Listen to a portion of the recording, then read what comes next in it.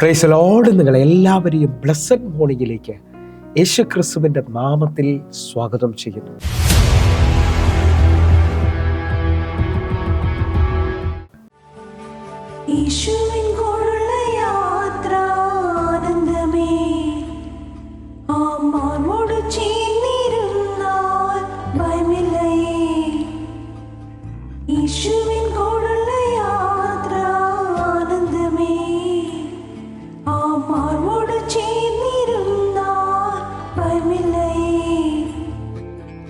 അൻപീറുന്ന കൈകളാൽ അത്ഭുതമായി നടത്തിടും മാധുര്യമേറും മൊഴികളാൽ തൻ സ്നേഹം എന്നോട് പങ്കുവയ്ക്കും. ഒറ്റയ്ക്കു വിടുകയില്ല, മടുത്തു മാറുകയില്ല. ഒറ്റയ്ക്കു വിടുകയില്ല, മടുത്തു മാറുകയില്ല. അന്ത്യം വരെ ആ ചുടുമതി യേശുവിൻ്റെ കൂടെ മതി. അന്ത്യം വരെ ആ ചുടുമതി യേശുവിൻ്റെ കൂടെ മതി.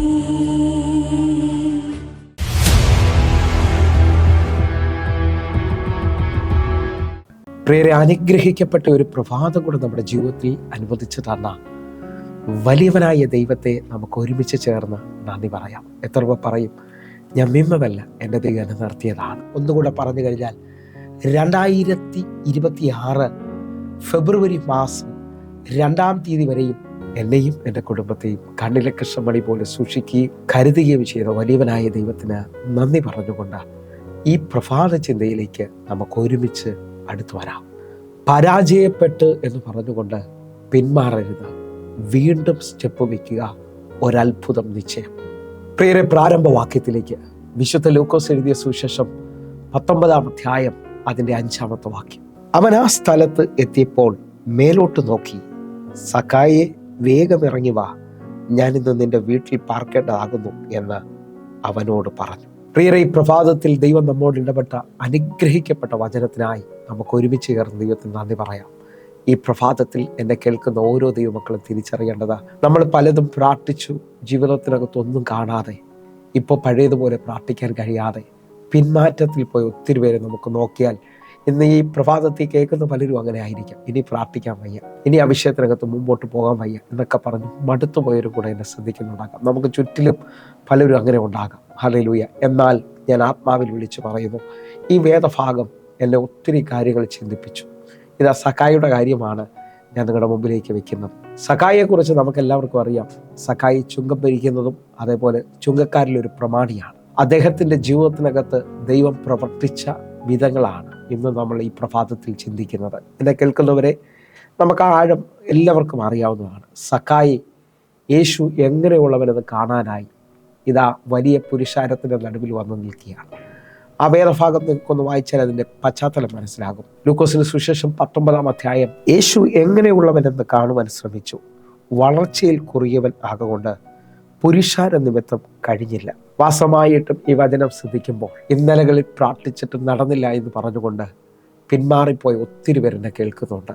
പക്ഷേ സക്കായി നിങ്ങളെന്ന് ശ്രദ്ധിച്ചു നോക്കി, അവൻ്റെ ജീവിതത്തിനകത്ത് അവൻ നീളത്തിൽ കുറിയവനായതുകൊണ്ട് അവൻ ഒത്തിരി എതിരുകൾ കണ്ടിട്ടുണ്ടാകാം. ഇപ്പോൾ അവൻ്റെ ആഗ്രഹം യേശു എങ്ങനെയുള്ളവനെന്ന് കാണാനാണ്. പക്ഷെ അവിടെ വന്നപ്പോഴും ഇതാ ഒരു വലിയ എതിരവൻ കാണുകയാണ്. എന്നാൽ ഈ പ്രഭാതത്തിൽ ഈ വചന സന്ദേശം കേൾക്കുമ്പോൾ പിന്മാറുന്ന സ്വഭാവങ്ങളെല്ലാം മാറ്റിവെച്ചിട്ട്, അല്ലെങ്കിൽ ജീവിതത്തിനകത്ത് പ്രാർത്ഥിച്ചിട്ട് ഒന്നും നടന്നില്ല എന്ന് പറഞ്ഞുകൊണ്ട് നിൽക്കുന്ന അവസ്ഥകളെ മാറ്റിയിട്ട് വീണ്ടും ഒരു സ്റ്റെപ്പ് വയ്ക്കാൻ, വീണ്ടും ഒന്നുകൂടെ ഉപവസിക്കാൻ, വീണ്ടും ഒന്നുകൂടെ പ്രാർത്ഥിക്കാൻ ഞാൻ നിങ്ങളും തയ്യാറാകണമെന്നുള്ളതാണ് ഈ വചന സന്ദേശം ഇന്ന് പകൽ ഞാൻ നിങ്ങളോട് സംസാരിക്കുന്നത്. സക്കായിക്ക് കാണാൻ കഴിഞ്ഞില്ല. വാസമായിട്ടൊരു നിരാശയുടെ അനുഭവമാണ്. എത്ര നേരം അവിടെ വന്നു നിന്നൊന്നും അറിയത്തില്ല, ഏതെല്ലാം നിലയിൽ ശ്രമിച്ചെന്നറിയത്തില്ല. പക്ഷേ അവനത് കഴിഞ്ഞില്ല. പക്ഷേ അടുത്ത വാക്യം, 4-ാമത്തെ വാക്യം നിങ്ങൾ ശ്രദ്ധിക്കണം. അപ്പോൾ അവൻ മുന്നോട്ട് ഓടി അവനെ കാണേണ്ടതിന് ഒരു കാട്ടത്തിൽ കയറി. യേശു ആ വഴി വരികയായിരുന്നു. നിങ്ങൾ ശ്രദ്ധിച്ചേ, അവൻ അവിടെ നിന്നില്ല, തീർന്നെന്ന് പറഞ്ഞുകൊണ്ട് പിന്മാറിപ്പോയില്ല. അവൻ മുൻപോട്ട് ഓടി യേശുവിനെ കാണേണ്ടതിന് വേണ്ടി അവൻ്റെ ഒരു കാട്ടത്തിന്മേൽ കയറി. ഈ സന്ദേശമാണ് എനിക്ക് നിങ്ങൾക്കും ആവശ്യമായത്. ഈ പ്രഭാതത്തിലൊന്ന് തീരുമാനമെടുത്തേ.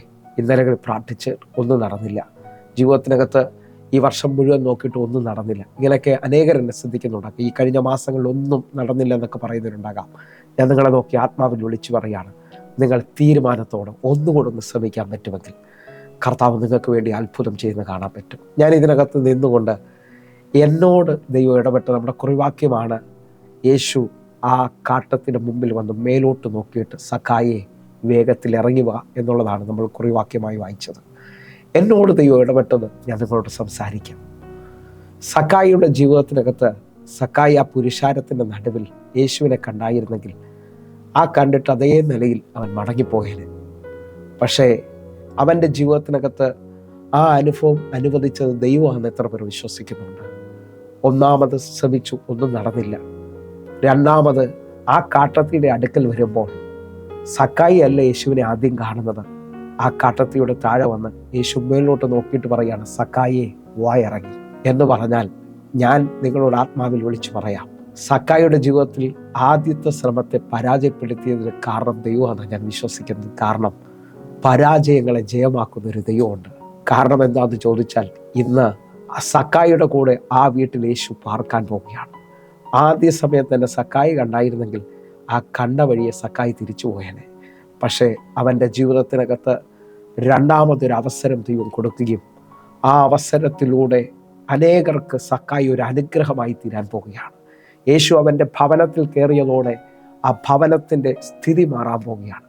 ലോകം അവനെ നോക്കി പാപി എന്ന് വിളിച്ച വിളിപ്പേര് മാറാൻ പോവുകയാണ്. നിങ്ങൾ വിശ്വസിക്കുന്നവരാണെങ്കിൽ ഞാൻ ആത്മാവിൽ വിളിച്ചു പറയുന്നു, നമ്മുടെ പല പ്രാർത്ഥനകളും നടക്കാഞ്ഞതും നമ്മൾ ആഗ്രഹിച്ചത് പലതും നടക്കാഞ്ഞതിൻ്റെ പിന്നിൽ എൻ്റെ ദൈവത്തിന് ഭയങ്കരമായ ഉദ്ദേശമുണ്ട്. നിങ്ങൾ പിന്മാറരുത്, നിങ്ങൾ തോറ്റു മടുക്കരുത്. നിങ്ങൾ ഒരു സ്റ്റെപ്പും കൂടെ വയ്ക്കാൻ പറ്റുമെങ്കിൽ ദൈവം നിൻ്റെ കൂടെ വരാൻ പോവുകയാണ്, നിൻ്റെ ഭവനത്തിൽ വരാൻ പോവുകയാണ്. ഈ പ്രഭാതത്തിൽ ഞാൻ ചിലരെ നോക്കി ആത്മാവിൽ വിളിച്ചു പറയുകയാണ്, പരാജയത്തിനകത്ത് പിന്മാറരുത്, വീണ്ടും മുൻപോട്ടോടുക. നിൻ്റെ ജീവിതത്തിനകത്ത് ദൈവം ഒരു അത്ഭുതം ചെയ്യാൻ പോവുകയാണ്. നമ്മൾ ആ കുറിവാക്യമായി വായിച്ച 5-ാമത്തെ വാക്യവും 6-ാമത്തെ വാക്യവും ഒന്നുകൂടെ വായിക്കാൻ പോവുകയാണ്. അവൻ ആ സ്ഥലത്തെത്തിയപ്പോൾ മേലോട്ട് നോക്കി, സക്കായെ വേഗം ഇറങ്ങി വാ, ഞാൻ ഇന്നു നിൻ്റെ വീട്ടിൽ പാർക്കേണ്ടതാകുന്നു എന്ന് അവനോട് പറഞ്ഞു. അവൻ ബന്ധപ്പെട്ടിറങ്ങി സന്തോഷത്തോടെ അവനെ കൈക്കൊണ്ടു. എന്നെ കേൾക്കുന്നവരുണ്ടെങ്കിൽ ഒരുമിച്ചൊന്ന് തീരുമാനത്തോടെ ഈ 2 വാക്യങ്ങൾ കേൾക്കുമ്പോൾ കാണാൻ വന്നവനാ ഇപ്പം യേശുവായിട്ട് കൂടെ വീട്ടിലേക്ക് പോവുകയാണ്. ജീവിതം വഴിതിരിയുന്ന ഒരനുഭവം നിങ്ങൾ ശ്രദ്ധിച്ചേ.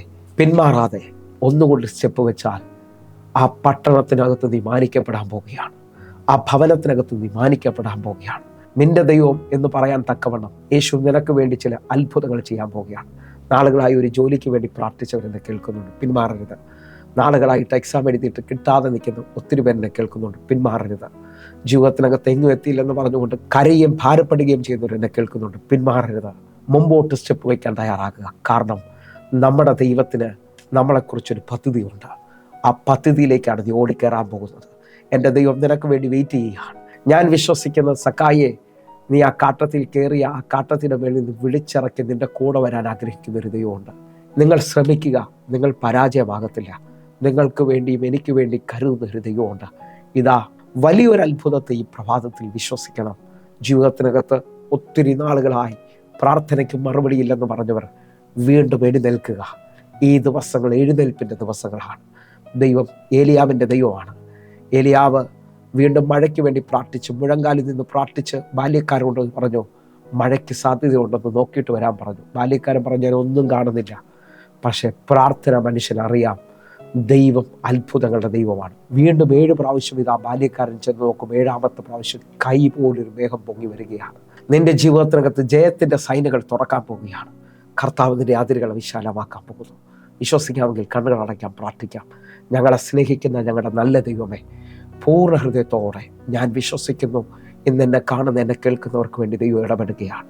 ജീവിതത്തിനകത്ത് പല തോൽവികൾ കണ്ട, ജീവിതത്തിനകത്ത് എങ്ങും എത്തിയില്ലെന്ന് പറഞ്ഞ അനേകർക്ക് വേണ്ടി വീണ്ടും ഒരു സ്റ്റെപ്പ് വയ്ക്കാൻ, വീണ്ടും മുമ്പോട്ടോടാൻ കർത്താവ് ഇന്ന് പകൽ സംസാരിക്കുകയാണ്. കർത്താവെ, ഇവരുടെ ജീവിതത്തിനകത്തൊരു ജയം വെളിപ്പെടുത്തണമേ. ആ പട്ടണത്തിനകത്ത്, ആ ഭവനത്തിനകത്ത് ഇവരുടെ തല ഉയർത്തണമേ, മാനിക്കണമേ അപ്പ. യേശുവിൻ നാമത്തിൽ ഞാൻ പ്രാർത്ഥിക്കുന്നു. ആമേൻ, ആമേൻ. പ്രിയരെ, പ്രഭാത സന്ദേശം നിങ്ങൾക്ക് അനുഗ്രഹമാകുന്നുവെങ്കിൽ നിങ്ങൾ നമ്മുടെ യൂട്യൂബ് ചാനൽ സബ്സ്ക്രൈബ് ചെയ്യുകയും ഫേസ്ബുക്കിലേക്ക് നിങ്ങൾ ജോയിൻ ചെയ്യുകയും ചെയ്യണമെന്ന് ഓർപ്പിക്കുന്നു. അതേപോലെ തന്നെ ഞാൻ നിങ്ങളോട് ഒരു കാര്യം ഓർപ്പിക്കുകയാണ്. ഈ പ്രഭാത മെസ്സേജ് നിങ്ങളോട് ഇടപെട്ടെങ്കിൽ, നിങ്ങൾക്ക് അനുഗ്രഹമാണെന്ന് തോന്നുന്നുണ്ടെങ്കിൽ നിങ്ങളുടെ സുഹൃത്തിന് കൂടി ഇത് അയച്ചു കൊടുക്കണം. എൻ്റെ ജീവിതത്തിനകത്ത് ഇത് അനുഗ്രഹമായി. ഒരു വോയിസ് മെസ്സേജോ അല്ലെങ്കിൽ ഒന്ന് ടൈപ്പ് ചെയ്ത് മെസ്സേജ് അയക്കുകയോ ചെയ്യണം. അവരുടെ ജീവിതത്തിനകത്ത് ഇത് അനുഗ്രഹമാണെന്ന് ഞാൻ വിശ്വസിക്കുന്നു. അതേപോലെ തന്നെ എല്ലാ ദിവസവും വൈകിട്ട് നമുക്ക് 6 മണിക്ക് സൂമിൽ ആരാധനയുണ്ട്. നിങ്ങൾ ജോയിൻ ചെയ്യണമെന്ന് ഓർപ്പിക്കുന്നു. കർത്താവ് നിങ്ങളെ അധികത്തിൽ മാനിക്കട്ടെ. God bless you. ആമേൻ.